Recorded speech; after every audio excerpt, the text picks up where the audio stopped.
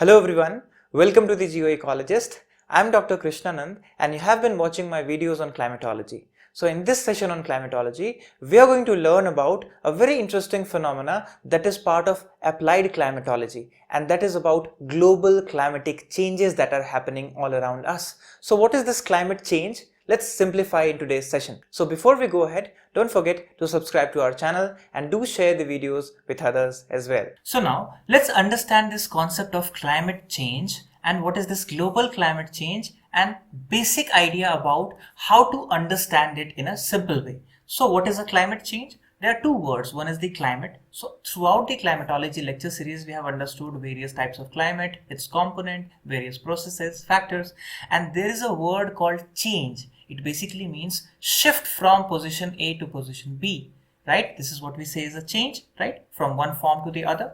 So when we attach this change to this climate, it means climate becomes a dynamic phenomenon. It is no more a static phenomenon, right? So it is changing with time. That is one concept. And when we say it is happening at a global level, not just at a local level in a city or in a town or in a state or in a country, but entire world is facing it. So it means it is a global phenomenon. So let's understand what is this climate change. So climate change is a significant variation of average weather conditions. Now remember, climate is simply what? The long-term average weather condition is called climate in a simple way. So when there is a change in that, when it shifts, this average shifts from one position to the other, it is called a climate change. So conditions becoming warmer, wetter, drier. So remember, it may be becoming more warm, it may be having more humidity or moisture, or even dryness may be increasing. That is the possibility. So these are all the changes that we observe in the climatic parameters over longer time period, that is several decades. So in the long-term trend, this differentiates climate change from natural weather variability. Now remember, in the long run that we see, in maybe 30 years, that is a minimum threshold value, or more than that for 100 years or 50 years, when we observe that there is a shift in the average condition, then we say that climate is changing. Otherwise, weather is itself a dynamic phenomena and there are numerous variabilities all around the world happening in everyday basis. So that is just a variability, right? But when we say long-term trend, then it is actually a climate change. So climate change and global warming are many times also interchangeably used by students and aspirants these days. But remember, don't get confused. Climate change is a broader umbrella under which cooling and warming both are the factors. So if there is an umbrella called climate change, under this umbrella, remember, one is warming factor, one is cooling factor. Warming itself is also a change. Cooling itself is also change. Dryness is also a change. Wetness is also change, right? So change incorporates both ways, not just warming, but even cooling, not just becoming warm, but also becoming cool, not just becoming wet, but also becoming dry. These are all kind of changes. So when we are using global warming and climate change interchangeably, we are making a mistake which is partial in nature, not completely, but partially we are only looking at global warming as a change. Right? But remember, not just warming, but if some place is actually dipping in temperature, that is also a change, right? If some place is getting drier, earlier it was wetter, that is also a change. So all these changes are part of the global climate change rather than just global warming. So that is an important point to remember in the beginning. Now let's elaborate furthermore and understand the nuances of this entire global phenomena that we say is climate change. So when we observe this particular graph, many such graphs you can find out on the web, on the internet, in many studies, that this is where we find that the annual mean land temperature has gone above now. This is where we say this report coming from University of California, Berkeley, that during 1951 to 1980, you can see an increasing trend in temperature in degree C, that world has been getting warmer. That's why many people make this interchangeable arrangement of climate change with global warming, because warming is the new thing. Remember, warming is evident, it is happening. So that is why many times people say that basically climate change is about global warming. But it's not actually completely true. So how is climate change measured over time? Now let's understand this. Earth orbiting satellites, remote meteorological stations and ocean buoys are used to monitor this present day weather and climate conditions. And remember, Apart from the present day, we also have the pre-existing data, that is through paleoclimatology data from natural sources like ice cores, tree rings, corals, ocean and lake sediments. So that tells us about what was the situation in the earlier times, in the ancient times, in the paleological eras. Remember, if you have not watched the video on geological time scale, do watch that video. You'll understand what is this paleology and what is this paleoclimate. Right? So that is important. So Earth's climatic history is not changing for the first time. Remember, Earth originated about 4.6 billion years ago, and since then till present it has been ever changing climate on Earth. So it's not need a new thing, right? It's not new at all. It has been happening. Climate change has been happening since the evolution of the Earth, right? So these records provide a comprehensive look at the long-term changes in the Earth's atmosphere, oceans, land surfaces, and cryosphere as well. So remember, atmosphere, oceans, land surface, and cryosphere, which is the frozen water systems. Remember, Arctic and Antarctic, Greenland areas. So scientists do what? They collect data and then they feed their data into specific softwares in present-day models, which are specifically designed to actually tell us and also predict some kind of future on the basis of the past analysis. And that is where we find out that what is the shape of this climate change, how is it going to be in the near future, and how it has changed from the past. So this is how it is measured through these records and their comparative analysis. Now let's come to this question, that what causes climate change? Now this is important. So the mechanics of the Earth's climatic system are very simple. It's not at all complex to understand that when energy from the sun is reflected off the Earth and back into space, mostly by clouds and ice. Remember, we have talked about heat budget and all. So when Earth's atmosphere releases energy, the planet cools. That is the whole idea. And if it keeps with itself, then planet is warming, right? So now it is all about keeping the energy. If we are keeping this energy coming from sun, or are we releasing the energy? Now it will all depend upon us, that is on Earth, what we do, right? So when the Earth absorbs the sun energy, or when atmosphere gases prevent the heat released by the Earth from radiating into space, the planet is actually warming. So when we keep it, we don't allow the energy to escape, then it is warming. So variety of factors which are both of natural and human type are actually responsible to keep the heat on the Earth or to actually release it. So these are natural factors and human factors of climate change. Now let's elaborate on the factors. So when we talk about this glacial and interglacial cycles, what are these? These are based on the solar radiation factor, how it increases and changes. So you must have heard this ice age concept. Now this ice age is basically what kind of age? Where you have basically glaciation happening. It means it is freezing, right? And then after this ice age, what you see is again the journey of melting happening, right? So once you are freezing and once you are melting. So this freezing and melting has been happening on Earth since its evolution, right? So there have been different glacial periods and there have been different interglacial periods. So interglacial is basically what? Between two glacial. So between two glacial, it means between one glacial freezing and other glacial freezing, there is a melting phase. So remember, last ice age is supposed to be about 1,00,000 year old, that is about from 120,000 to 11,500 years old, and it ended about 11,500 years ago. And from then, what has happened is now this interglacial period has began in Holocene epoch, right, according to geological time scale. So if you have not watched the video on geological time scale, again I recommend that definitely go and watch the video on geological time scale to actually understand how these ages function in geological scale. That is important to understand climate change. So what you observe here is that presently we are in an interglacial period, and where melting of glaciers is going to be normal according to the Earth's climatic history. So if it is normal, then why are we worried? As a human being, we need to be worried because of certain factors that we are going to discuss further. But first, let's discuss the natural factors. So, natural causes of climate change are basically that the warming and cooling has been happening on the Earth, and because of certain reason, that is, one of them is sun's intensity that changes, then volcanic eruptions, changes in naturally occurring greenhouse gases concentration, and these are the major natural reasons which have altered Earth's climatic history, and we have been studying through paleoclimatological data. So NASA has to say something that these natural causes are still in play. Remember, natural causes have not stopped, but they are too small and gradual. So their influence is gradual influence. It happens in millions of years, not in just 100 years. But remember, human beings have made it rapid. That is why we are concerned about human action. So when we are talking about human action, what is important to remember here is the anthropogenic climatic changes that we are concerned with. And why are we concerned with this? Because humans have altered the entire regime of climate through addition of excess greenhouse gases through their industrial activities. So the amount of these greenhouse gases have skyrocketed in current decade that we say.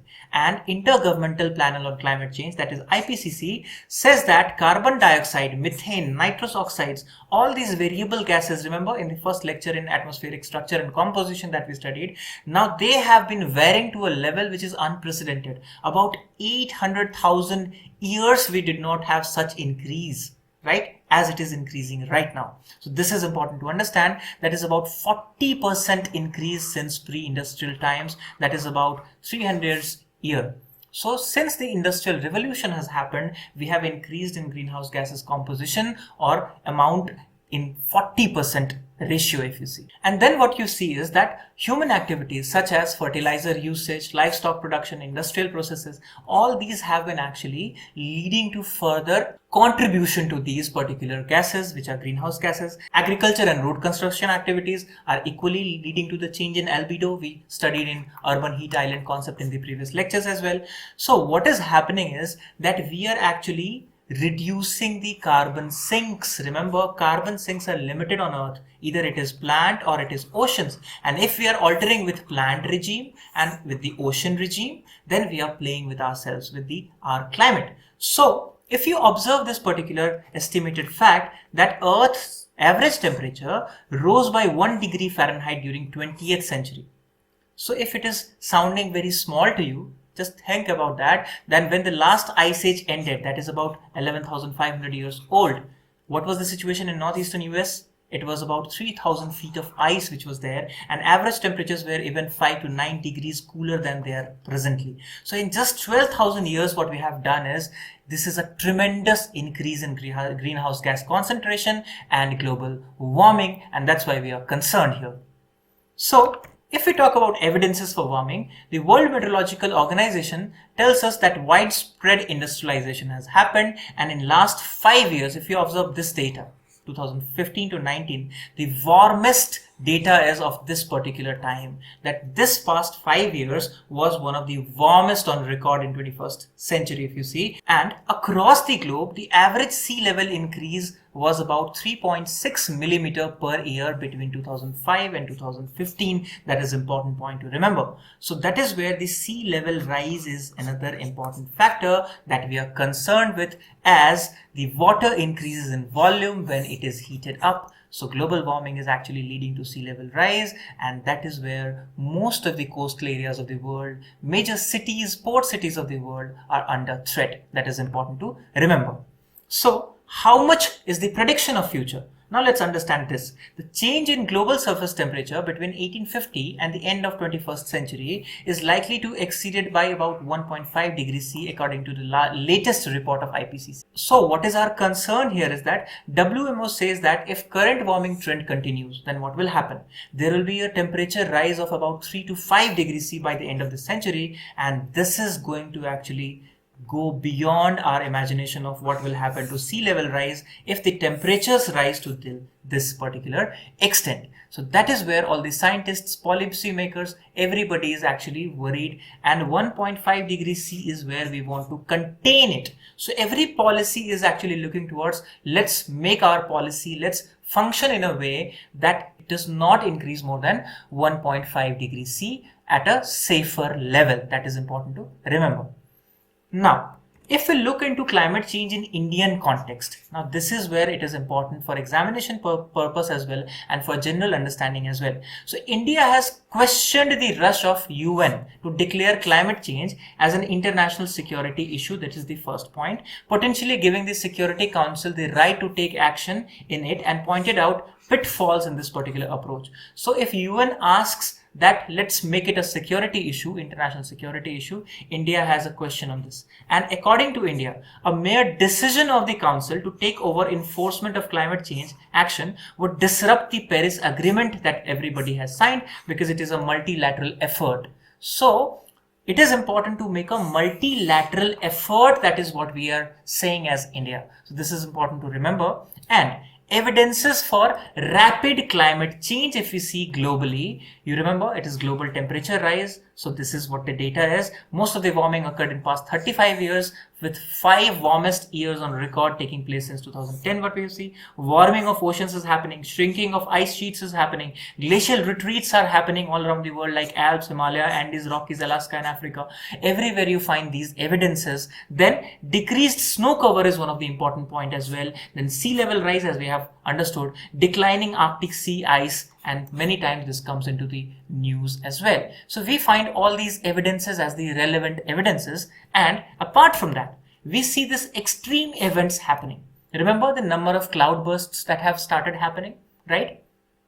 Apart from that, we see number of hurricane events, number of cyclones rising. So all these are actually reflection of what is happening all around the world in terms of climate, right? So ocean acidification is another important thing that we need to consider, right? Since industrial revolution, the acidity of surface of ocean has increased about 30%. This increase is a result of what? Human being emitting more carbon dioxide, because remember, ocean is the carbon sink. Right? And if we are not worried about our ocean's health, it means the entire planet situation is in danger in future. So that is an important point to remember.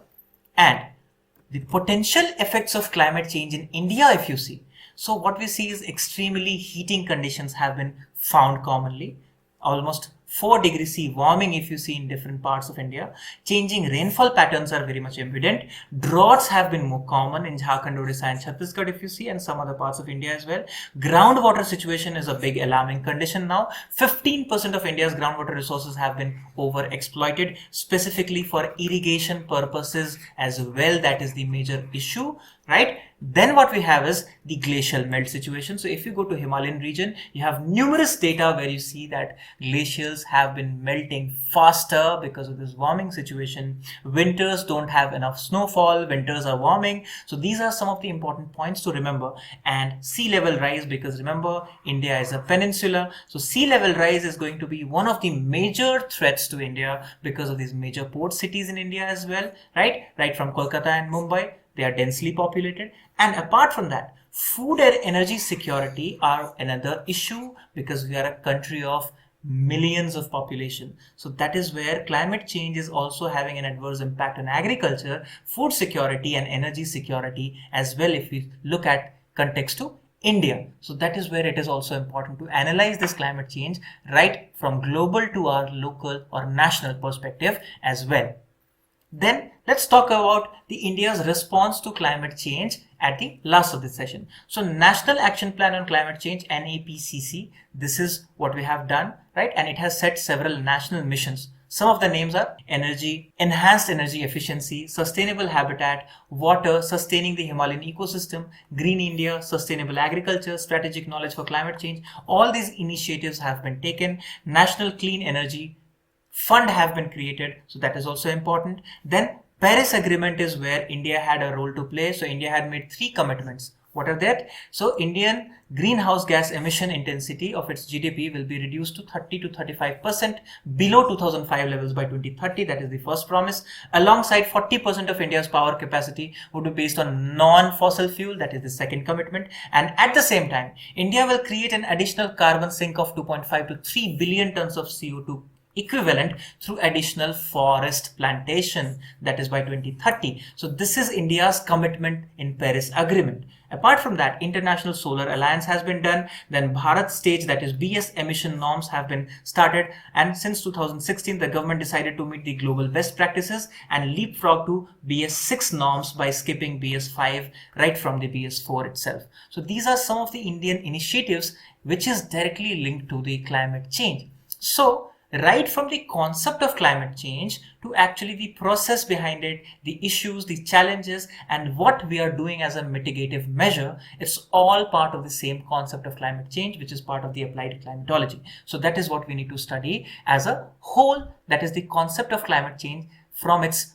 perspective of science, from its perspective of social science policy interface as well. So remember, when you're writing any answer on climate change, don't just write a conceptual part. Also talk in terms of its influence or its impact and mitigative measures as well in your answers.